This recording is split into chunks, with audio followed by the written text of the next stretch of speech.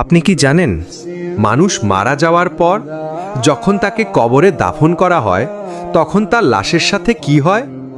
মানুষ মারা যাওয়ার পর যখন তাকে কবরে দাফন করে সকলে চলে আসে, তখন মৃত ব্যক্তি তাদের পায়ের আওয়াজ শুনতে পায়।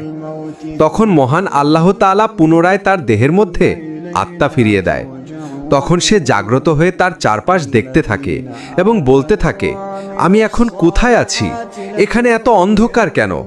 এখানে এত কাদামাটির গন্ধ কেন? আর আমি সাদা কাপড়ে মোড়ানো কেন? তখন মহান আল্লাহ তাআলার হুকুমে তার কবরে দুইজন প্রশ্নকারী ফেরেশতা আসে, যাদেরকে বলা হয় মুনকার নাকির। তারা এসে মৃত ব্যক্তিকে বসিয়ে তিনটি প্রশ্ন করবে। 1 নাম্বার, তোমার রব কে? 2 নাম্বার, তোমার ধর্ম কি? 3 নাম্বার, তোমার নবী কে? মৃত ব্যক্তি যদি তিনটি প্রশ্নের উত্তর দিতে পারে, তাহলে তার কবরের সাথে জান্নাতের একটি দরজা খুলে দেওয়া হবে এবং সে জান্নাতের নাজ নিয়ামত বুক করতে থাকবে। মৃত ব্যক্তি যদি বেনামাজি হয়, তাহলে সে প্রশ্নের উত্তর দিতে পারবে না।